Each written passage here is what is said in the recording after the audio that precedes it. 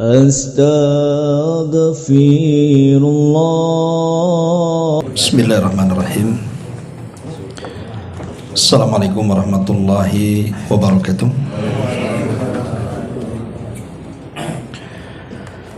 Alhamdulillah wassalatu wassalamu ala rasulillah wa ala alihi wa sahbihi wa mawalah wa la hawla wa la quwata illa billahi wa ba'du. Baik, kita akan lanjutkan kajian kita, masih membahas fikih Asmaul Husna, dan kita sudah masuk halaman ke 343 dari nama Allah Subhanahu wa taala Asy-Syakur dan Asy-Syakir, yang maha mensyukuri dan maha membalas jasa. Nama Asy-Syakur disebutkan di dalam Al-Quran di 4 tempat. Di antaranya Allah Subhanahu wa taala berfirman di dalam surah Fatir ayat 30. Allah Subhanahu wa taala mengatakan liwaffiyahum ujurahum wa yazidahum min fadlihi innahu ghafurun syakur. Agar Allah menyempurnakan kepada mereka pahala dan menambahkan kepada mereka karunia-Nya, sesungguhnya Allah maha pengampun lagi maha mensyukuri. Terulang dalam surah Fatir ayat 34-nya, wa qalu alhamdulillahilladzi adhhaba 'annal hazan inna rabbana laghafurun syakur. Mereka berkata, segala puji bagi Allah yang telah menghilangkan duka cita dari kami, sesungguhnya Rabb kami benar-benar maha pengampun lagi maha mensyukuri. Kemudian juga disebutkan dalam surah Asy-Syu'ara 23, wa may yaqtarif hasanatan nazid lahu fiha husna innallaha ghafurun syakur. Dan siapa yang mengerjakan kebaikan, akan kami tambahkan baginya kebaikan pada kebaikannya itu, sungguh Allah maha pengampun lagi maha mensyukuri. Kemudian Allah Subhanahu wa taala juga menyebutkan dalam surah At-Taghabun 17, in tuqridullaha qardan hasana yudha'ifhu lakum wa yaghfir lakum wallahu syakurun halim. Jika kamu meminjamkan kepada Allah pinjaman yang baik, niscaya Allah melipat gandakan pembalasan kepadamu dan mengampuni kamu, dan Allah maha pembalas jasa lagi maha penyantun. Berarti kalimat atau nama Allah Asy-Syakur disebutkan di 4 ayat ini. Adapun nama Asy-Syakir, yang maha mensyukuri atau maha membalas jasa, hanya disebutkan di 2 tempat dalam Al-Quran. Pertama dalam surah Al-Baqarah 158, wa man tatawwa'a khairan fa innallaha syakirun alim. Dan barang siapa yang mengerjakan satu kebaikan dengan kerelaan hatinya, maka sungguh Allah maha mensyukuri kebaikan lagi maha mengetahui. Kemudian dalam surah An-Nisa ayat 147, wa man yaf'alu wa ma yaf'alullahu bi'adzabikum in syakartum wa amantum wa kana Allahu syakiran alima. Mengapa Allah akan menyiksa dirimu jika kamu bersyukur dan beriman, dan Allah maha mensyukuri lagi maha mengetahui. Baik, ma'asyiral muslimin wal muslimat rahimakumullah. Di dalam bab ini pengarang menyebutkan 2 kata Asy-Syakir dan juga Asy-Syakur. Asy-Syakir dan juga Asy-Syakur. Tentu ada perbedaan secara makna antara kalimat Asy-Syakur dan juga Asy-Syakir. Walaupun secara makna harfiah sama-sama mensyukuri atau membalas jasa,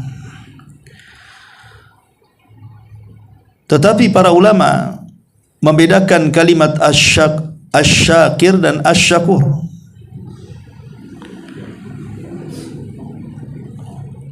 Di antara perbedaannya disebutkan, adapun Asy-Syakur ataupun Asy-Syakur menggunakan wazan faul, artinya adalah dia adalah termasuk dari sighah mubalaghah, artinya lafaz yang berlebihan dalam bahasa Arab. Tadullu ala kathrati syukrihi li ibadi, menunjukkan tentang banyaknya syukurnya Allah kepada hambanya. Apa maksudnya banyaknya syukurnya Allah kepada hambanya? Kenapa Allah mesti bersyukur kepada hamba-hambanya? Maksudnya Allah bersyukur kepada hambanya adalah Allah menerima amalan-amalan yang ringan dari hamba-hambanya, tetapi Allah subhanahu wa ta'ala membalas kepada mereka dengan balasan yang besar. Jadi hamba-hambanya atau kita semua ini beramal dengan amalan yang ringan, tapi Allah subhanahu wa ta'ala membalas dengan pahala yang sangat besar. Itu maknanya syukurnya Allah kepada kita. Karena kita sudah beramal untuk Allah walaupun amalan itu ringan, tetapi Allah subhanahu wa ta'ala sebagai balasannya memberikan pahala yang sangat besar. Ini kalimat Asy-Syakur dari siyagul mubalaghah. Adapun kalimat Asy-Syakir, Asy-Syakir maknanya man yashkurullaha ala ni'amihi adh-dhahirati. Jadi Asy-Syakir, orang yang bersyukur, adalah orang yang bersyukur kepada Allah subhanahu wa ta'ala akan nikmat Allah yang tampak, akan nikmat Allah yang tampak. Artinya ketika kita diberikan nikmat oleh Allah subhanahu wa ta'ala seperti sehat, lapangan waktu, rezeki dan lain sebagainya dari yang tampak, rumah, kendaraan dan yang semacamnya, maka kita bersyukur kepada Allah subhanahu wa ta'ala seperti yang dikatakan oleh Nabi Allah Sulaiman, hadza min fadli rabbi liyabluwani aashkuru an aghfur. Ini adalah semua karunia Rabbku. Allah hendak mengujiku aku, apakah aku termasuk orang yang bersyukur ataukah orang yang kufur. Ma'asyiral muslimin wal muslimat rahimani wa rahimakumullah. Afwan, saya keliru membagi. Jadi kalimat syakir dengan asy-syakur itu ada dua macam. Ada yang berkaitan dengan hamba Allah, kita semuanya kepada Allah subhanahu wa ta'ala. Ada yang berkaitan dengan Allah kepada hambanya. Jadi kalimat asy-syakir dengan asy-syakur itu terbagi menjadi dua. Ada sifatnya asy-syakir dan asy-syakur, itu kita kepada Allah. Ada sifatnya asy-syakir dan asy-syakur, Allah kepada kita. Adapun asy-syakir dengan asy-syakur kita kepada Allah subhanahu wa ta'ala. Pertama asy-syakir. Jadi asy-syakir itu orang yang bersyukur adalah orang yang bersyukur kepada nikmat Allah yang tampak. Seperti tadi kesehatan, kelapangan, rumah dan yang semacamnya. Adapun asy-syakur itu lebih tinggi daripada asy-syakir. Karena asy-syakur ini kita bersyukur kepada Allah subhanahu wa ta'ala baik pada nikmat yang tampak ataupun yang tidak tampak, baik dalam kondisi kita senang ataupun susah. Kalau asy-syakir itu kan di waktu senang saja, Kita bersyukur di waktu senang itu namanya asyakir. Kalau kita bersyukur di waktu senang ataupun susah, maka itu disebut asyakur. Perbedaannya hanya di waktu senang dan susah saja. Berarti kedudukan asyakur lebih tinggi daripada asyakir. Kalau kita hanya bersyukur kepada Allah di waktu mendapatkan nikmat saja, kalau kita mendapatkan uang, kita katakan alhamdulillah. Membeli rumah yang bagus, kita katakan alhamdulillah. Memberi kendaraan yang baru, kita katakan alhamdulillah. Itu disebut asyakir namanya. Karena hanya bersyukur akan nikmat saja yang tampak kepada kita. Tapi kalau dia juga bersyukur di saat kesulitan, umpamanya dia Allah Subhanahu wa taala berikan ujian kekurangan ekonomi, dia masih bersyukur, alhamdulillah. Walaupun saya ditimpa kesulitan, tapi tetangga saya jauh lebih parah dibandingkan saya. Kalaupun seandainya kecelakaan sampai patah kakinya, kemudian dibawa ke rumah sakit, dia nampak ada sebelahnya kecelakaan juga, lebih parah kondisinya, bukan kakinya yang patah, seluruh tulangnya remuk, mungkin kepalanya hancur, maka dia mengatakan alhamdulillah, walaupun saya celaka, tapi ada yang lebih parah di samping saya gara-gara kecelakaan. Itu namanya lebih tinggi dari kalimat asyakir. Berarti anda sudah asyakur itu. Bersyukur di kala senang dan bersyukur di kala susah. Itu namanya hak kita dengan Allah dalam kalimat asyakir dan asyakur. Ini yang pertama. Kemudian yang kedua, hak Allah kepada kita. Hak Allah kepada kita. Kalau hak Allah maksudnya asyakir, asyakir artinya Allah Subhanahu wa taala akan memberikan ketetapan kepada hambanya untuk melakukan ketaatan. Setelah itu Allah Subhanahu wa taala akan membalas dari ketaatannya. Jadi Allah memberikan hidayah taufik kepada kita. Walaupun kita ini digoda untuk tidak salat, dengan hiburan-hiburan tetap kita salat. Walaupun kita digoda untuk tidak sedekah karena melihat ada kebutuhan dunia yang belum terpenuhi, digoda dengan perkara itu, tetap dia sedekah. Jadi Allah berikan ketetapan untuk melakukan ketaatan. Setelah Allah berikan ketetapan istiqamah dalam ketaatan, Allah kemudian memberikan balasan sebagai bentuk ketaatannya, istiqamah dengan ketaatannya, akhirnya Allah berikan pahala dan balasan. Itu bentuk asyakir. Allah mensyukuri kepada hambanya yang sudah diberikan hidayah, maka Allah berikan balasan. Adapun asyakur, asyakur ini lebih tinggi lagi, di mana bukan hanya Allah membalas ketaatan-ketaatan kita kepada Allah dengan pahala, hatta masalah amalan-amalan yang ringan yang kita kerjakan, yang kita lakukan, tetap Allah memberikan balasan yang jauh lebih besar melebihi amalan kita. Makanya kenapa dalam Islam itu ada satu amalan dikali lipatkan 10 pahala, ada satu amalan itu dikali lipatkan menjadi 700 kali lipat pahala. Bahkan ada amalan itu yang satu amalan tetapi pahalanya berlipat-lipat, hanya tahu Allah saja yang menentukan jumlahnya. Lah kalau sudah tahap sampai seperti ini, berarti Allah itu bukan zat asyakir, itu sudah tahapnya lebih tinggi, namanya asyakur. Bisa dipahami di sini ya. Jadi ada berkaitan dengan hak Allah, ada berkaitan dengan hak hamba-hambanya. Ma'asyiral muslimin wal muslimat rahimakumullah. Di dalam Al-Qur'an kalau kita melihat dari 4 ayat pertama yang menyebutkan nama Allah Asy-Syakur dan 2 ayat yang menyebutkan kalimat asyakir, Allah Subhanahu wa taala selalu mengiringkan dengan nama Allah Subhanahu wa taala yang lainnya. Dan yang paling banyak Allah Subhanahu wa taala mengiringkan kalimat asy-syakur itu dengan Ghafur.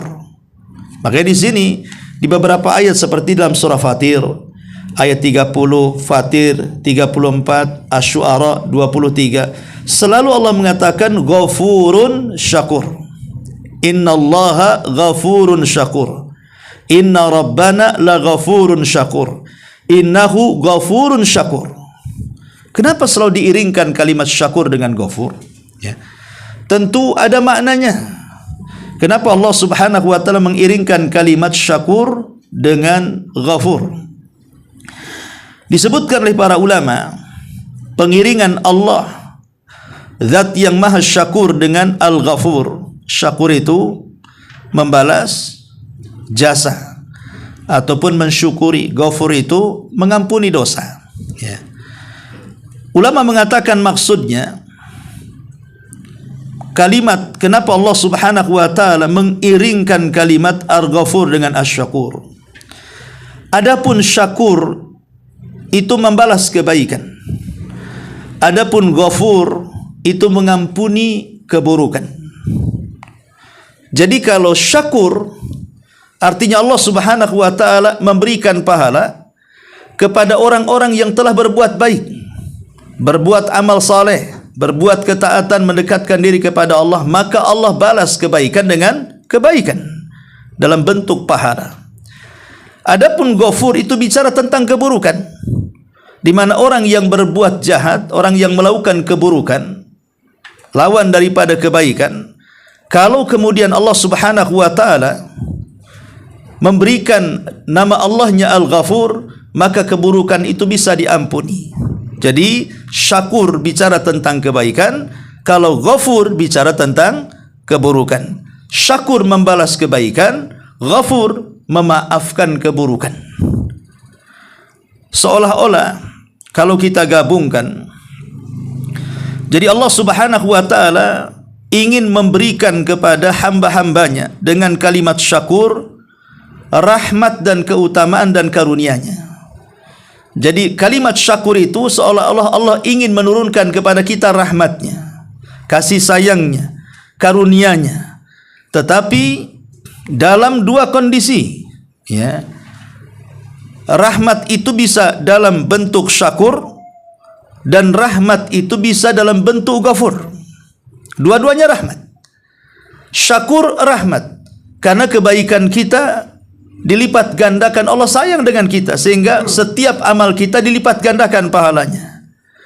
Dan rahmat juga ada kalimat ghafur karena Allah masih sayang dengan kita, karena beberapa keburukan kita ini masih diampuni oleh Allah Subhanahu wa taala. Jadi itulah bentuk rahmat Allah Subhanahu wa taala dari dua kalimat. Makanya kemudian seolah-olah kalau seandainya seseorang itu melakukan kebaikan, anggap saja berwudu, itu kan kebaikan. Orang yang berwudu itu mendapatkan pahala karena wudu itu salah satu ibadah dari sebab-sebab orang masuk surga.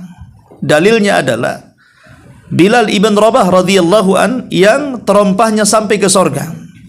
Kemudian ketika ditanya, Bilal mengatakan, karena aku senantiasa istiqomah dengan wudu, dan selepas wudu aku berupaya untuk melaksanakan 2 rakaat wudu, kan gitu. Di satu sisi wudu juga setiap tetes-tetesannya itu bisa menghapuskan dosa. Maka wudu ini terkandung dua nama Allah Subhanahu wa taala. Di satu sisi dalam kalimat wudu ini Allah Asy-Syakur karena membalas kebaikan dengan kebaikan. Di sisi lain Allah juga Al-Ghafur karena dalam wudu ini bisa mengampuni dosa-dosa kita. Sebutkan dalam ibadah yang lain juga sama, seperti salat. Orang yang salat salah satu sebab orang masuk surga. Tapi dalam salat juga kalau kita melakukannya bisa merontokkan dosa-dosa. Berarti ketika kita melaksanakan salat, berarti kita sedang mengamalkan kalimat Asy-Syakur dan Al-Ghafur. Itulah kenapa dua kalimat ini selalu digandengkan, Ghafur dan juga Syakur. Ini yang pertama. Kemudian yang kedua, nama Allah Subhanahu wa taala yang disandingkan dengan kalimat bersyukur ini adalah kalimat Halim. Sebagaimana Allah Subhanahu wa taala menyebutkan di surah At-Taghabun 17, Wallahu syakurun halim. Wallahu syakurun halim. Dan Allah maha mensyukuri atau memberi jasa, lagi maha penyantun. Apa hubungan nama Allah Al-Halim dengan Asy-Syakur? Jadi nama Allah Asy-Syakur dengan Al-Halim digandengkan ini karena Allah Subhanahu wa taala mensyukuri akan hamba-hamba yang melakukan kebaikannya. Dengan cara apa? Membalas kebaikan dengan kebaikan. Bahkan amalan-amalan yang ringan yang dilakukan oleh kita itu dibalas dengan jauh lebih besar balasannya, berlipat ganda dibandingkan amalan kita. Dan Allah Subhanahu wa taala tidak menyegerakan hukuman kepada hamba-hambanya karena Allah Subhanahu wa taala masih memberikan kesempatan untuk bertobat. Jadi Halim itu santun. Allah tidak tergesa-gesa menghukum hambanya. Terkadang hamba melakukan kelalaian dalam melaksanakan ibadah. Ada hamba itu yang melakukan kelalaian dalam ibadah, dan saya kira kita semua pasti melakukan kelalaian dalam ibadah. Kalau seandainya setiap kelalaian ini Allah turunkan hukumannya, enggak ada yang selamat dari kita. Berapa banyak di antara kita terkadang mengakhirkan waktu salat. Pada Allah Subhanahu wa taala mengancam dengan rakawel, wailun lil musallin alladzina hum an salatihim sahun.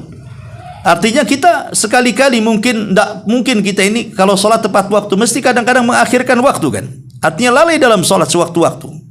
Atau lalai dalam sedekah, lalai dalam baca Quran, lalai dalam ibadah-ibadah yang lainnya, lalai dalam zakat dan yang semacamnya. Ya. Lah ketika kita ini lalai, tetap kita melaksanakan ibadah dalam kelalaian. Lah ibadah yang kita lakukan tetap Allah balas. Tapi kelalaian itu juga Allah Subhanahu wa taala masih memberikan kesempatan ampunan dan tidak menurunkan hukuman.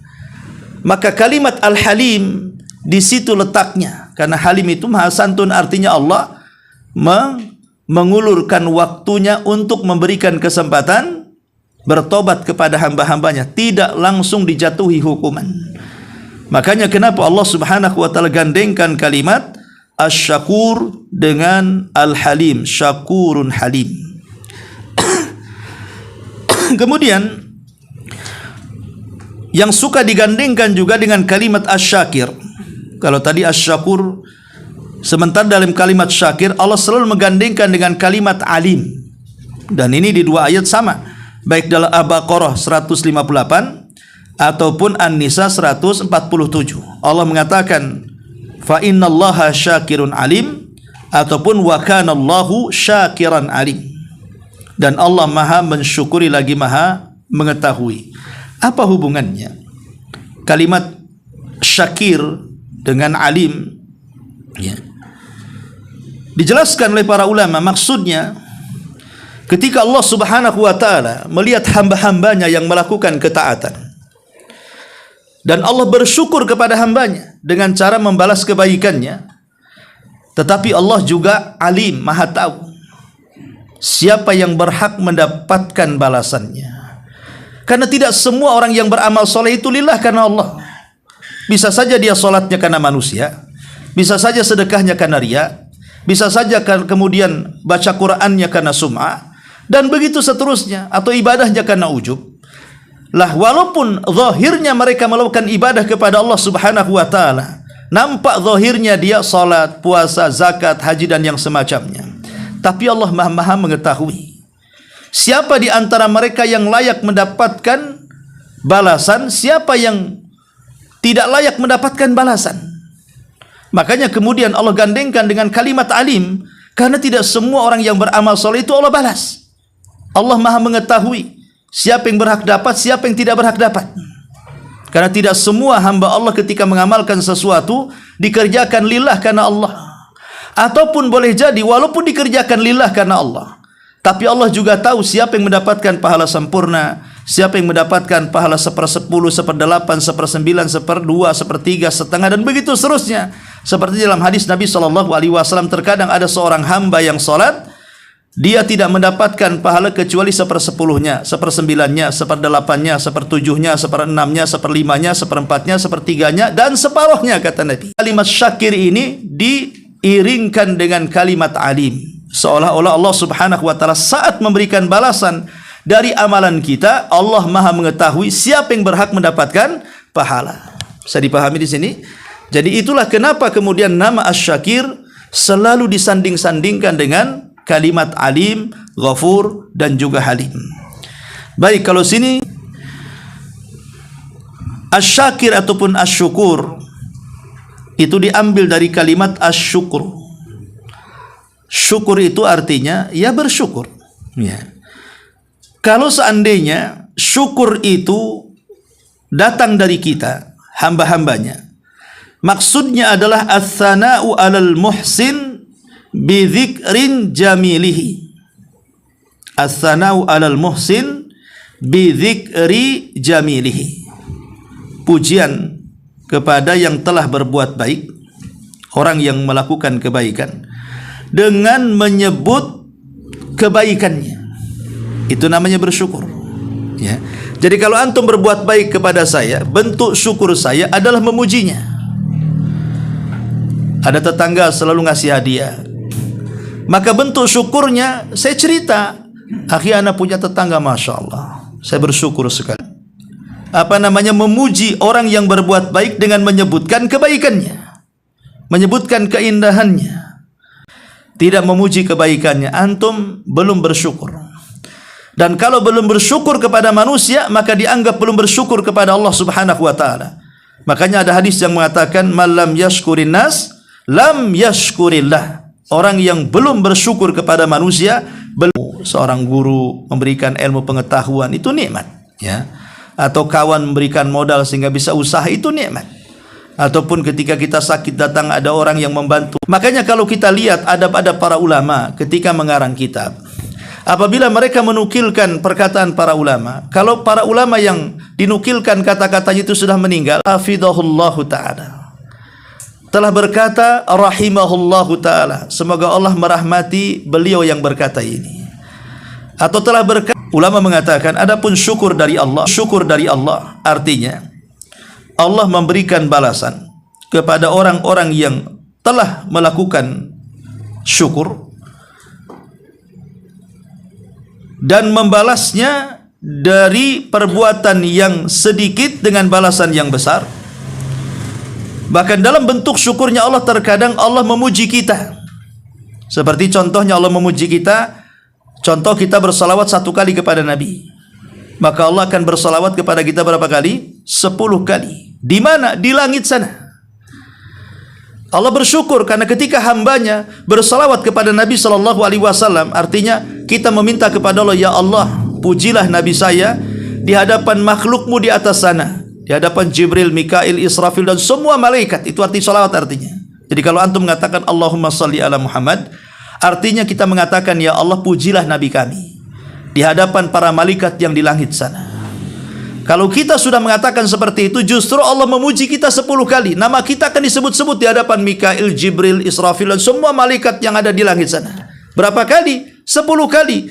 Padahal kita meminta kepada Allah pujian untuk Nabi 1 kali, tapi Allah balas dengan pujian kepada kita 10 kali. Lah terkadang syukurnya Allah itu bukan hanya memberikan balasan, tapi juga memberikan pujian kepada kita.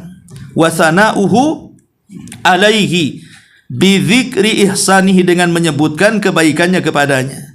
Ataupun wa in amihi alal abdi bitaufiqi li syukri lahu. Atau terkadang Allah memberikan taufik, berikan nikmat taufik hidayah.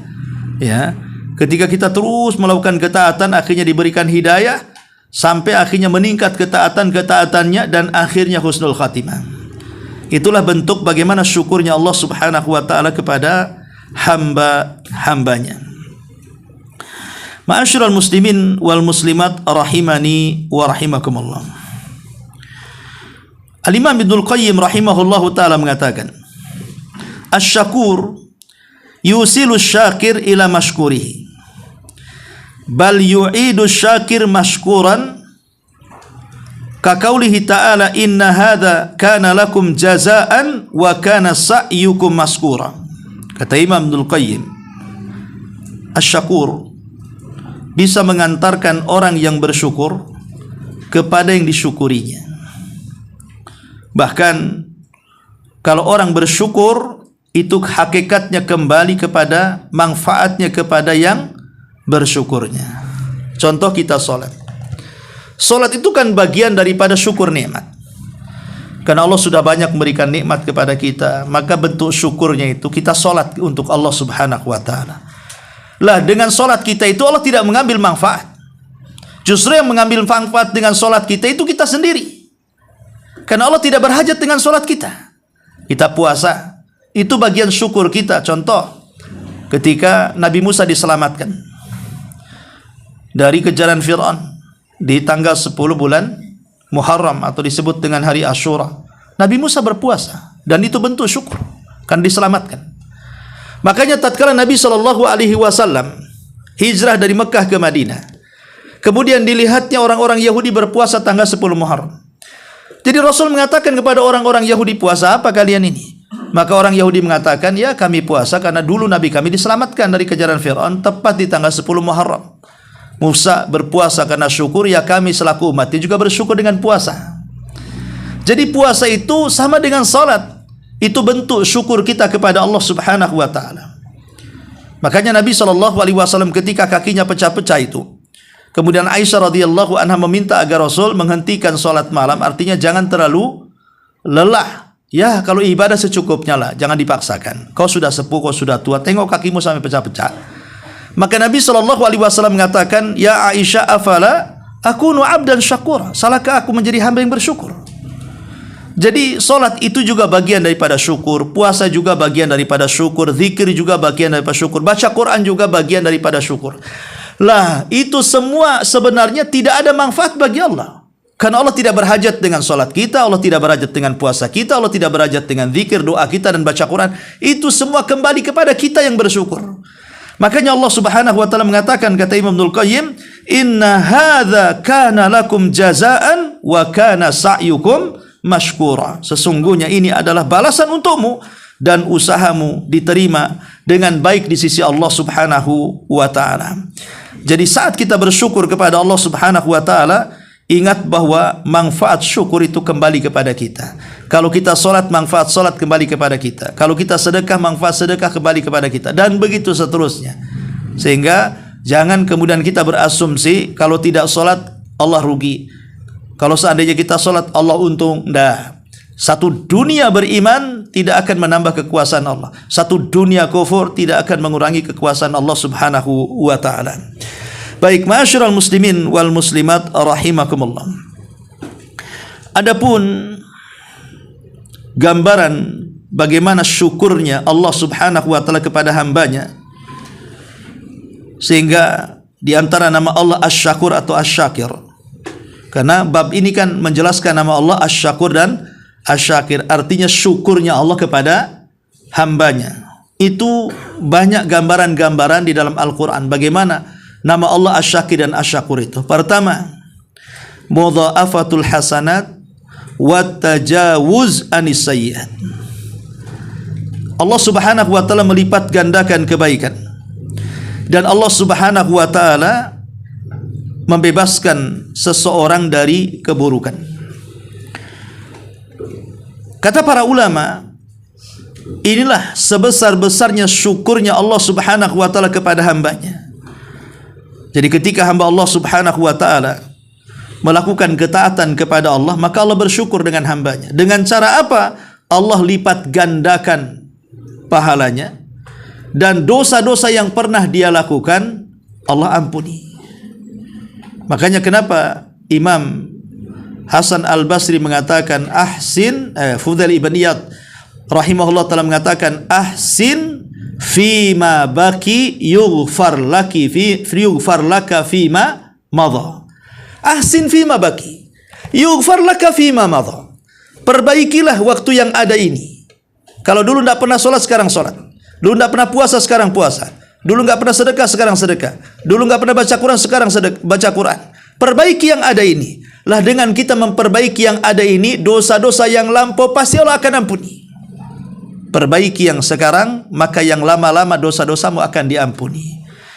Dan itu bentuk syakur dan asyakirnya Allah kepada kita. Allah melipat gandakan amalan kebaikan kita, dan juga Allah akan melewatkan kesalahan-kesalahan kita. Dan itu seagung-agungnya syukurnya Allah kepada hambanya. Yang kedua, bentuk asyakur dan asyakirnya Allah kepada hambanya adalah al-muhafadhatu alal a'mal. Allah menjaga amalan-amalan kita.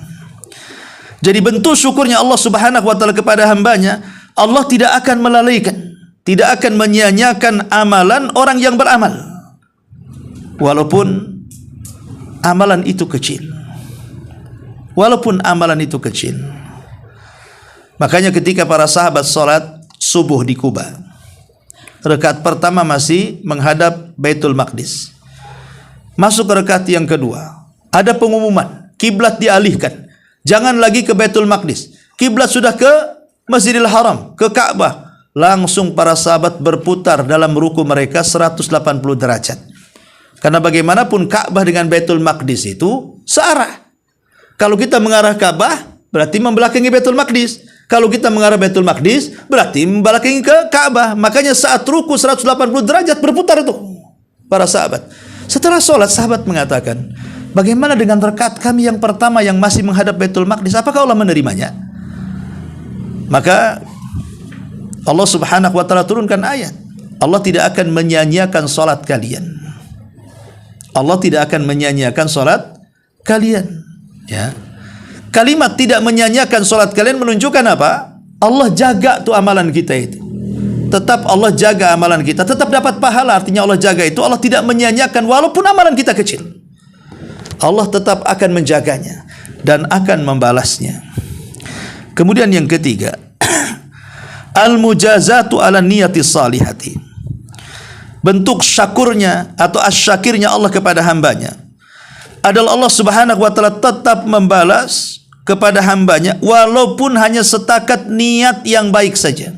Dia belum mengamalkan, tapi baru niat. Niat itu saja sudah dicatat. Bahkan terkadang niat ini kalau sampai kepada ghibthah, itu pahalanya sama dengan orang yang melakukannya. Contoh mamanya, kita ini pengen sekali haji, tapi tak ada duit. Kemudian lihat tetangga kaya, punya duit, haji dia. Kemudian dia dalam hatinya, ya Allah, kalau seandainya aku punya harta seperti tetangga saya, aku juga akan sampai juga ke Mekah. Ini kan namanya ghibthah, menginginkan haji seperti orang lain. Ini namanya hasad yang terpuji. Karena kita tidak hendak berniat menghancurkan kenikmatan orang. Ya, lain kalau begini, aduh ya Allah, tetangga kok haji, mudah-mudahan pesawatnya meledak aja. Nah, itulah lain ceritanya. Itu hasad namanya ya. Nah, itu hasad yang tercela yang seperti itu. Kita kan nggak mendoakan buruk kepada dia, cuman kita ingin seperti dia. Itu dalam bahasa hasad disebut ghibthah namanya. Ghibthah itulah yang dapat pahala. Walaupun kita tidak berangkat haji, tapi kita mendapatkan pahala haji. Lah itulah bentuk bagaimana Allah Subhanahu wa taala memberikan balasan walaupun hanya baru amalan hati. Baru amalan hati, belum dikerjakan, toh juga nggak dikerjakan juga nggak bisa karena nggak punya uang untuk haji kan itu. Lah ini juga bentuk bagaimana kalimat Allah Asy-Syakir dan Asy-Syakur membalas walaupun dalam bentuk amalan hati. Termasuk juga bentuk yang keempat dari nama Allah Asy-Syakur dan Asy-Syakir adalah Ats-Tsawabul Kabir alal amalil yasir. Allah Subhanahu wa taala membalas dengan pahala yang sangat gede, yang sangat besar, padahal amalannya kecil. Amalannya ringan. Dan banyak dalam Islam itu amalan-amalan ringan tapi pahalanya besar. Contoh mamanya, orang mendapatkan malam Lailatul Qadar. Orang mendapatkan malam Lailatul Qadar. Yang namanya malam Lailatul Qadar kan setahun sekali. Kita disuruh bergadang beribadah mulai asar sampai fajar. Ya. Itu kan ringan karena kan tiap hari. Kita main catur satu malam aja bisa, nonton bola saja bisa. Kenapa ibadah satu malam tak bisa? Dan itu pun cuma dituntut satu malam dalam satu tahun. Tapi lihat pahalanya. Kalau kita bisa menghidupkan malam itu suntuk dari asar sampai subuh, melakukan amal soleh dan tidak tidur, maka kita seolah-olah beramal 83 tahun, 6 bulan. Atau 84 tahun lah kita bulatkan. Siapa yang bisa melakukan amalan selama itu? Umur kita saja nggak sampai segitu. Tapi dengan satu malam kita menghidupkan, kita bisa mendapatkan pahala segede gitu. Seolah-olah kita menghidupkan setiap malam selama 84 tahun. Mana bisa kita bangun setiap malam kayak gitu. Untuk kencing setiap malam bangunnya tidak bisa selama itu. Apalagi untuk ibadah kan itu. Artinya di sini ada amalan-amalan kecil tapi nampak pahalanya besar, dan itu bentuk dari kalimat Allah asy-syakir atau asy-syakur. Allah membalas hamba-hambanya dengan balasan yang besar dari amalan yang kecil. Ini juga gambaran yang keempat. Gambaran yang kelima adalah a'zamu suwari syukri minallah. Jadi paling besar bentuk syukur dari Allah kepada hambanya, al-jannatu bid dunya, sorga di dunia. Maksudnya apa? Fasyakur subhanahu wa ta'ala yujazi amalad dunya bil jannah. Bentuk syukurnya Allah kepada hambanya, Allah menukar amalan dunia dengan kenikmatan sorga yang tidak bisa dibayangkan nikmatnya. Dan ini luar biasa. Mengganti dunia dengan sorga itu luar biasa. Karena dunia ini sesuai namanya, diambil dari kata ad-dunu atau ad-dana. Dunia turnya dekat, berarti memang tidak lama, tidak kekal. Ad-dana itu artinya hina. Memang dunia itu hina. Makanya kalau seandainya dunia ini ada manfaatnya, orang kafir tidak akan dikasih minum walaupun seteguk. Tapi karena tidak ada manfaatnya, suka-sukalah dia minum. Makanya Rasul mengatakan, "Lau kanatid dunya ta'dilu janaha ba'udah, ma saqa kafirun surbata ma'in." Kalau memang dunia ini ada nilainya walaupun sebesar sayap nyamuk, tentu orang kafir akan dihalang-halangi oleh Allah, tidak boleh minum walaupun satu tetes air. Tapi karena dunia tidak ada manfaatnya, maka silahkan kalian minum sebanyak-banyaknya. Karena memang dunia ini Allah katakan sesuai namanya ad-danah, dia rendah. Tapi sorga itu tinggi. Kenikmatan dunia terbatas, kenikmatan sorga tidak terbatas. Kenikmatan sorga bermacam-macam, lebih banyak dibandingkan kenikmatan dunia. Kenikmatan sorga bertambah, kenikmatan dunia berkurang. Contoh namanya ketampanan, kecantikan. Mungkin kita di usia 20, 30 tahun bisalah jadi artis Korea. Tapi kalau sudah 60, 70 tahun, siapa yang mau merekrut jadi artis? Artinya bahwa kenikmatan dunia itu ada batasnya. Makanan nih, bakso, enak kali, disimpan 1 bulan, siapa yang mau makan? Air susu kita seduh, ya, enak diminum, biarkan 1 minggu. Apa nggak mencret setelah minggu antum makan? Artinya bahwa kenikmatan dunia itu kan ada batasnya tuh. Tapi kenikmatan akhirat itu tidak. Bahkan istilah para ulama itu bal yazdad, bahkan bertambah dan bertambah. Contoh tentang sukul jannah, tentang pasar sorga. Orang yang setiap yaumul mazid, hari Jumat, semua penduduk sorga itu ke pasar. Untuk apa? Untuk jual beli? Tidak. Di sorga tidak ada jual beli. Untuk berjumpa dengan kawan-kawan semasa di dunia, berjumpa di pasar itu. Nostalgia, bicara soal dunia. Jadi sorga itu apa yang kita lakukan di dunia, ingat. Itulah yang dibicarakan penduduk sorga. Dulu kita di Taman Raya Ngaji. Oh, dulu kita di sini. Kita ketemu enggak? Begitu seterusnya. Ngobrol betul-betul di pasar itu tentang dunia. Karena kehidupan akhirat itu semua memori akan diberikan kepada kita. Jadi antum akan ingat mulai antum kecil sampai antum wafat, itu kehidupan antum akan ingat tuh. Kawan antum SD siapa, SMP siapa, SMA siapa, ketika di rantau siapa, ketika di desa siapa, akan ingat semuanya. Sehingga kita akan berjumpa dengan kawan-kawan lama, kawan masa kecil, kawan masa remaja, dewasa, menikah, sampai kawan tua dan begitu seterusnya. Lah setelah pulang, maka Allah akan hembuskan angin membawa debu, kemudian menghantam badan kita. Itulah yang merubah wajah kita. Bahkan ada hadis yang lemah, yang dilemahkan para ulama. Di pasar sorga itu, antum kalau ingat ke salon-salon cukur, itu kan ada gambar kepala kan? Nanti kata orang cukur, mau kepala yang mana? Kan? Yang model itu sobek-sobek, yang model garis-garis, yang model apa kan? Mesti kan ada kan di gambar itu. Jadi ada hadis yang lemah bahwa di sorga itu, di situ akan digambar-gambar manusia-manusia ganteng itu.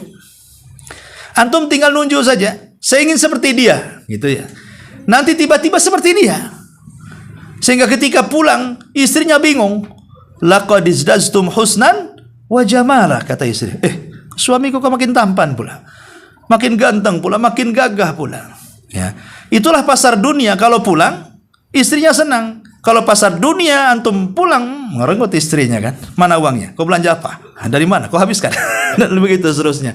Intinya bahwa Kenikmatan sorga itu yazdad wa yazdad, bertambah dan bertambah. Lah di antara syukurnya Allah kepada hambanya adalah Allah membalas amalan dunia dengan sorga.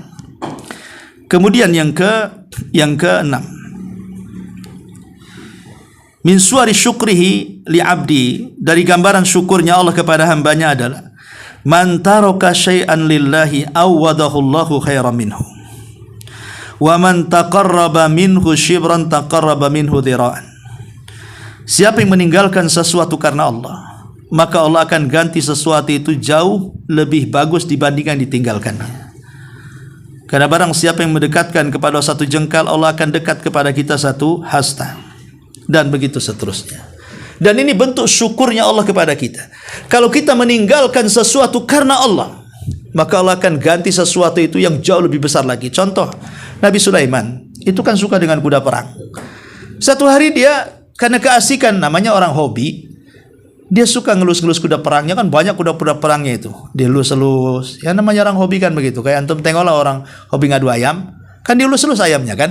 Istrinya nggak pernah dilus-elus. Ayamnya dilus-elus, dimandikan. Yang lucunya dikasih minum keratindeng itu kan. Jadi intinya bahwa orang kalau hobi itu pasti akan berlebihan. Dan Nabi Sulaiman tuh gitu juga, berlebihan kepada gurunya, dia lulus, dipandang. Lupa dia sholat sore.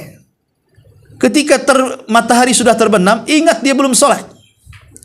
Akhirnya dia ingin tinggalkan hobinya. Kenapa? Karena sudah melalaikan sholat 2 rakaat kepada Allah di sore hari. Besoknya disembelih semua kudanya, disedekahkan kepada fuqara wal masakin. Padahal kuda itu adalah kuda perang. Kuda itu kuda perang. Dan kuda perang itu berkah di ubun-ubunnya. Tetapi Allah ingin mengganti jauh yang lebih baik. Karena dia sudah mengorbankan kuda-kuda perangnya, maka Allah ganti dengan cara apa? Allah tundukkan awan dan angin kepadanya. Sekarang kalau dia perang pakai kuda, berapa lama lah dari Mekah ke Palestina? 1 bulan. Tapi kalau angin dan awan set kayak pesawat aja, tahu-tahu 1 jam sampai. Ya. Itulah namanya man taraka syai'an lillahi awwadallahu khairan minhu. Siapa yang meninggalkan sesuatu karena Allah, Allah akan ganti sesuatu itu yang jauh lebih baik lagi. Ingat cerita anak muda di zaman salaf, orang Mekah yang menemukan sekantong isinya perhiasan mahal. Dia orang miskin, memang sudah susah makan cari pekerjaan, dan dia ingin berdoa ke Ka'bah. Tiba-tiba di sekitar areal tawaf, dia menemukan sekantong perhiasan. Dalam hatinya, pas pula lah aku lagi lapar, tak ada duit, nemu perhiasan, aku dijual nih, pasti laku keras, laku mahal, aku bisa nabung lagi. Tapi kemudian ditepis lagi, enggak benar ini kan bukan milik saya. Jadi hatinya ini bergoncang nih, antara mau ngambil dengan tidak mau ngambil. Akhirnya dia berpilih, ini kan bukan milik saya nggak mau ambil. Dia meninggalkan karena Allah. Dia tidak mau mengikuti hawa nafsunya. Akhirnya dia pun berdiri ketinggian, siapa yang memiliki tas ini, katanya. Seorang tawaf melihat, tidak ada yang ngaku. Orang dulu kan jujur, ya. Kalau lain dengan orang sekarang, ada orang yang ngumumin dompet, padahal dia yang nggak punya dompet pun dia bilang punya dompet. Ya. Orang dulu kan jujur, nggak ada yang tahu. Oh itu bukan milik saya, bukan milik saya. Ya sudah, kata anak muda ini, kalau tidak ada di antara kalian yang memiliki, saya akan pulang. Alamat saya rumah nomor sekian, gang sekian, RT RW sekian. Datang ke rumah ya. Selang beberapa waktu, rupanya ada seorang kakek mencari-cari barang itu. Kemudian orang-orang menunjukkan, oke, barangmu tadi anak muda mengumumkannya. Kalau mau ngambil, ambillah di sini, rumahnya di sini. Akhirnya dia datang ke rumah anak muda itu. Tapi anak muda ini cerdas, tidak langsung ngasihkan. Dia hendak memastikan apakah dia pemilik tas itu. Dia mengatakan apa warnanya, apa isinya, berapa besar-besarnya, dan begitu seterusnya. Pokoknya setelah dipastikan rupanya sesuai, baru kemudian dia memberikannya. Saat memberikannya si kakek ini, karena itu barang berharga, dia hendak memberikan upah yang besar kepada anak muda ini. Tapi anak muda itu tetap menolaknya. Saya menemukan ini bukan milik saya, itu milik kamu. Anggap saja ini amal soleh saya untuk Allah Subhanahu wa ta'ala. Maka sang kakek mengatakan, semoga Allah Subhanahu wa ta'ala membalas yang jauh dengan kebaikanmu sekarang dengan kebaikan yang jauh berlipat ganda. Masalah ini sampai di sini selesai. Ya. Setelah kemudian sudah lama masalahnya, anak muda ini nggak mikir-mikir lagi. dan dia pun akhirnya ingin mencari pekerjaan di luar Mekah. Kemudian dia ke Jeddah, ke pelabuhan, ingin naik perahu cari daerah lain. Maka dia naik perahu. Tiba-tiba kemudian perahunya malah kecelakaan, terombang-ambing ombak. Tahu-tahu terdampar entah berantah di desa mana, di kabilah mana. Ya. Ketika dia masuk, anak muda ini, rupanya desa itu sepi. Ada masjid tapi tidak ada yang sholat. Ketika dia masuk ke dalam masjid subuh-subuh itu sudah seperti banyak sarang laba-laba. Pokoknya nggak terurus masjid itu. Maka selaku talabul ilmi dan tidak punya rumah untuk ditiduri, ya sudah, mau mana lagi ya, di masjid itulah tempatnya. Maka dia bersihkan masjid itu sebersih-bersihnya. Ya, kemudian dia pun menjadikan tempat tinggal di masjid itu. Kemudian ketika datang waktu sholat, dia azan. Dan itulah azan pertama setelah sekian lama nggak pernah terdengar suara azan di desa itu. Akhirnya satu kabilah datang. Rupanya satu kabilah ini orang-orang awam, ya orang-orang Badui. Saya pernah berdakwah ke Badui, tidak semua orang Badui itu bisa baca Quran. Bahkan kadang mereka nggak sholat juga orang-orang Badui itu. Ya. Jadi mereka datang kemudian melihat kok ada anak yang sholat di situ, maka mereka pun mulai sholat. Rupanya suaranya bagus. Akhirnya orang-orang Badui di sini, orang desa itu meminta anak muda itu untuk tinggal mengajari anak-anak mereka dan akan digaji. Lah kesempatan karena anak muda emang keluar dari Mekah itu untuk cari pekerjaan, rupanya ada pekerjaan ngajari anak-anak ngaji. Akhirnya dia mau. Bertahun-tahunlah dia mengajar, sampailah anak-anak di situ cerdas, pintar, dan dia pun sudah mengumpulkan harta banyak. Waktunya pulang. Ketikanya waktunya pulang, itulah warga desa berpikir, aduh, kalau dia pulang guru kita ini, siapa yang akan mengajar anak-anak kita? Bagaimana kalau seandainya kita cegat saja? Yang lain macam mana caranya? Dia kan punya rumah, punya kampung halaman. Mana bisa kita cegat dia? Oh gampang, kita kawinkan saja dengan wanita tercantik di sini. Akhirnya setuju warga desa. Lah kebetulan ada wanita yang paling cantik. Kemudian ditawarkan, wahai anak muda, di sini ada wanita yang paling cantik. Maukah kau nikah dengan dia? Cukup lihat dulu, bahasa kita ta'aruf nazar dulu. Akhirnya kemudian pas ta'aruf nazar, rupanya wanita ini memakai kalung dan ada kalung besar gitu ya, ada gantungannya. Jadi anak muda saat nazar melihat itu, yang dilihat bukan wajahnya, tapi yang dilihat itu kalungnya. Ya kalung kan letaknya di dada, ya kan? Ketika laki-laki melihat dada perempuan kan pikirannya kan kayaknya nggak beres laki-laki ini kayak Parno aja kan begitu ya. Akhirnya kemudian wanita ini nangis. Kemudian orang-orang mengatakan, ya fulan, janganlah kau pecahkan hati wanita itu. Kenapa kau pandang dadanya, kau tak pandang mukanya? Ya. Jadi laki-laki itu mengatakan, tidak, wallahi aku tidak memandang dadanya. Aku pandang tuh kalung yang ada di lehernya. Aku punya sejarah dengan kalung itu, katanya. Kemudian cerita dia, dulu waktu saya masih di kampung di Mekah, aku menemukan satu kantong. Kemudian isinya kalung itu. Rupanya itu milik seorang kakek. Kok persis sekali kalung itu dengan kalung yang aku temukan. Kemudian warga desa malah kemudian bertakbir, Allahu Akbar, katanya. Anak muda itu makin heran. Rupanya si warga desa itu menceritakan, dulu di sini ada tokoh kami, seorang kakek namanya si Fulan. Dia pulang dari haji. Dia bercerita kalungnya hilang. Kemudian ditemukan anak muda. Kemudian sang kakek itu bersumpah, anak muda itu baik. Dia pun berdoa kepada Allah, ya Allah, kalau umurku masih hidup, aku akan nikahkan putriku dengan dia, katanya. Tapi sayang dia keburu meninggal. Ya. Berarti memang Allah sudah jodohkan kamu dengan dia. Karena itu wasiat daripada ayahnya. Ayahnya adalah kakek yang ditemui dia, gitu ya. Akhirnya kemudian anak muda itu menikahlah dengan perempuan ini dan punya anak. Tapi Allah takdirkan setelah punya anak, dia meninggal. Si perempuan ini meninggal. Akhirnya kalungnya diwariskan kepada anaknya. Tapi Allah takdirkan anaknya juga meninggal karena sakit. Maka kalung itu diwariskan kepada dirinya.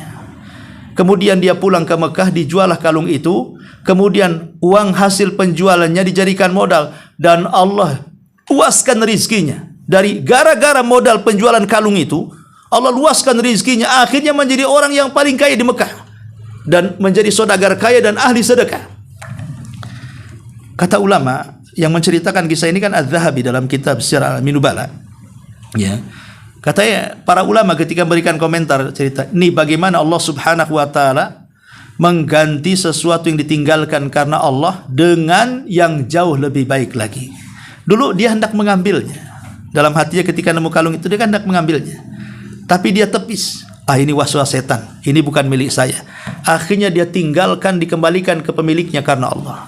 Berarti dia telah meninggalkan sesuatu karena Allah. Akhirnya Allah ganti yang lebih baik. Bukan hanya mendapatkan kalung, pemilik kalungnya dia dapati lagi. Setelah itu kalungnya menjadi warisannya, tanpa harus mengambil dan mencurinya, tahu-tahu menjadi harta warisannya. Dan dengan sebab kalung itu dia menjadi orang kaya raya. Begitulah Allah Subhanahu wa taala bersyukur kepada hambanya, man taraka syai'an lillahi awadahullahu khairan minhu. Jadi jangan takut kalau orang bekerja di instansi riba, di instansi yang ada kecurangan. Kalau dia keluar karena Allah, pasti Allah akan ganti rizkinya yang halal yang jauh lebih baik dibandingkan pekerjaan sebelumnya. Itu bentuk syukurnya Allah kepada hamba-hambanya. Adapun untuk lebar luasnya, mungkin antum bisa baca sendirilah kitabnya, kurang lebih dengan apa yang saya jelaskan, yang ditulis oleh pengarang di sini. Baik, sebelum saya tutup, kalau ada yang bertanya silakan. Ya. Itu seperti tadi itu Pak, kalau kita menceritakan kebaikan teman kita ke orang lain, kita maksudnya apa? Menceritakan Kebaikan orang lain, Pak Iwan sering buat kopi ke sini, makanya kalau menceritakan ke orang lain, apa itu termasuk gimana? Iya. Apakah menceritakan kebaikan itu bagian daripada ghibah? Nabi SAW ketika menjelaskan tentang definisi ghibah, dia mengatakan dzikraka akhaka bima yakrah. Kau menyebutkan saudaramu yang kalau dia dengar dia enggak suka. Dzikraka akhaka, menyebutkan saudaramu kalau dia dengar dia tidak suka. Rasul ketika menjelaskan definisi ghibah tidak menyebutkan apakah yang disebutkannya itu baik ataukah yang disebutkannya itu tidak baik. Yang jelas kalau dengar dia enggak suka, itu namanya ghibah. Jadi definisinya kan umum di sini. Pokoknya kita menceritakan saudara kita, entah ceritanya baik, entah ceritanya jelek, kalau dia dengar dia nggak suka, itu namanya ghibah. Tapi kalau seandainya dia dengar dia suka, berarti tidak ghibah. Tanyalah Pak Iwan suka nggak, kan gitu. Gitu saja. Kalau dia suka ya tak ghibah, karena kan meleset dari definisi kan gitu. Cuman kalau yang buruk saya kira pasti tidak suka, karena tabiat manusia kalau dijelek-jeleki pasti nggak suka. Nah, kalau yang baik itu kan kebanyakan orang suka, tapi ada orang yang ikhlas dia takut riya, akhirnya tak suka. Nah, tapi umumnya kalau orang dipuji itu pasti suka. Umumnya, ya kebanyakan manusia. Kecuali orang-orang yang khusus, yang betul-betul khusus, yang nggak mendapat pujian, nah itu pasti tidak suka. Ya. Untuk memastikan suka nggak sukanya, tanya ke Pak Iwan, gitu saja. Iya. Gimana? Siap. Yang anda pertanyakan Ustaz, masalah amal Ustaz. Amal kan tadi kan gimana kita menentukan, kita menilai bahwa amal kita itu diterima sama Allah. Kadang kita sholat kita nggak khusyuk. Iya. Alhamdulillah. Itu namanya alamat qabulut taubah namanya. Tanda-tanda diterimanya tobat atau amal soleh kita. Ada sebagian para ulama mengatakan bahwa tanda-tanda diterima sebuah amalan itu, di mana kondisi dia sebelum dan sesudahnya itu ada perbedaan. Di mana sesudahnya jauh lebih baik dibandingkan sebelumnya. Kemarin sholatnya salah-salan, sekarang mulai khusyuk. Dulunya khusyuk, sekarang makin khusyuk lagi. Ya. Jadi ada perubahan. Dulu sebelum umroh suka ngomong kotor-kotor, setelah umroh mulai dia santun. Itu berarti umrohnya diterima tuh. Hajinya ada pengaruhnya. Sholatnya ada pengaruhnya. Sebelum sholat, judinya naudzubillah. Tapi habis sholat mulai dia tinggalkan judi. Berarti sholatnya berpengaruh tuh, diterima. Karena sholatnya ibadah diterima itu salah satu alamatnya kita mendapatkan taufik, kesadaran, taufik dari Allah Subhanahu wa ta'ala. Kemudian dari pergaulan, dia akan bergaul dengan orang-orang baik. Dia akan tinggalkan orang-orang jahat. Karena orang-orang yang jahat pasti akan menyeret dia kepada maksiat yang dulu pernah kita lakukan. Kalau dulu kita suka gibah dengan kawan-kawan gibah, mulailah kemudian cari kawan yang suka baca Quran. Dan begitu seterusnya. Ya, jadi lihat dari perkawanan. Dia juga melihat ini nggak beres nih kawan ini, maka berkawan ini juga. Ya, selain daripada memberikan taufik, lihat perkawanannya. Yang kedua, berdoa agar diterima amalannya. Karena kan tidak ada yang tahu amalan kita diterima atau tidak kecuali Allah. Makanya ada ulama mengatakan, kalau seandainya satu sujudku tahu aku diterima, aku siap mati. Kenapa? Karena Allah mengatakan innama yataqabbalullahu minal muttaqin. Allah hanya menerima amalannya orang-orang yang bertakwa. Berarti kalau kita tahu Allah menerima satu sujud, berarti Allah sudah menganggap kita orang bertakwa. Kalau begitu mati pun tidak masalah, pasti masuk surga, gitu istilahnya. Tapi masalahnya kan kita tidak tahu amalan kita diterima atau tidak. Cuman kan kita melihat ada tanda-tandanya yang dijelaskan lewat ijtihad para ulama. Salah satunya adalah diberikan taufik kesadaran, makin indah lagi, makin baik lagi ibadahnya. Tengok dari perkawanan, dia tidak suka lagi dengan orang-orang yang jahat karena al-arwahu junudun mujannadah. Ruh itu kan akan berseragam dengan seragamnya. Kalau yang tidak seragam, dia tidak akan ikut dalam seragamnya. Kalau orang sudah baik, pasti akan bergaul dengan orang baik. Bahkan kalau melihat orang jahat, dia nggak suka. Nah, itu tanda-tandanya ada qabul di situ dari Allah Subhanahu wa ta'ala. Kemudian juga doa. Doa itu maksudnya berdoa mudah-mudahan sholat kita diterima. Seperti Ibrahim ketika membangun Ka'bah, dia mengatakan taqabbal minna innaka antas samiul alim. Rabbana taqabbal minna. Ya Allah, terimalah amalan saya yang sudah membangun Ka'bah itu. Engkau zat yang maha melihat lagi maha mendengar. Yang maha mendengar dan maha melihat dan maha mengetahui. Lah Ibrahim ini kan yang menyuruh bangun Ka'bah Allah. Saat membangun Ka'bah, yang membimbing membangun Ka'bah juga Allah. Setelah kemudian jadi, pasti diterima Allah lah. Oh, yang memerintahkan Allah, yang membimbing juga Allah, ya pasti diterima Allah. Tapi Ibrahim masih ketakutan, takut ketika dia membangun Ka'bah, tak diterima. Makanya dia berdoa, Rabbana taqabbal minna. Ya Allah, terimalah ya Allah. Karena takut tidak diterima masalahnya. Padahal jelas-jelas akan diterima. Nah, maka ini doa juga penting. Ya, karena siapa tahu ibadah kita diterima atau tidak, karena itu semua adalah hak mutlak Allah Subhanahu wa ta'ala menerima dan tidaknya amal kita. Kita hanya berusaha. Pertama, ikhlaskan Allah. Yang kedua, mencontoh Rasulullah, karena itu juga di antara dua syarat diterimanya amal. Yang ketiga, yang kedua, perhatikan rukun-rukun ibadahnya. Di antaranya menanamkan takut, cinta, dan harap. Karena itu rukun hati dalam ibadah.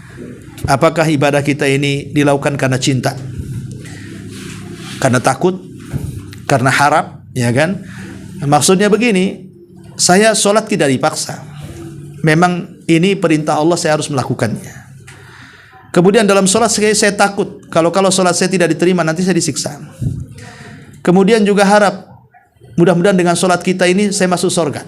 Itu namanya 3 rangkaian rukun ibadah hati. Ketika sholat memang karena kecintaan kita ingin melaksanakan perintah, saat sholat kita takut kita sholatnya tidak diterima sehingga mendatangkan azab dan siksa. Saat sholat ada harapan mudah-mudahan sholatnya bisa memasukkan kita ke surga. Nah, itu namanya cinta, takut, dan harap. Nah, itu penuhi. Ya. Setelah kemudian syarat ibadahnya, ikhlas dan itibanya terpenuhi, kemudian rukun hatinya yang 3 terpenuhi, ya insya Allah mudah-mudahan Allah Subhanahu wa ta'ala menerima ibadah kita. Itu saja sih, ya. Wallahu a'lam. Baik, sampai di sini. Subhanaka wa bihamdika asyhadu an la ilaha illa anta astaghfiruka wa atubu ilaik. Allahu ta'ala alam. Assalamualaikum warahmatullahi wabarakatuh.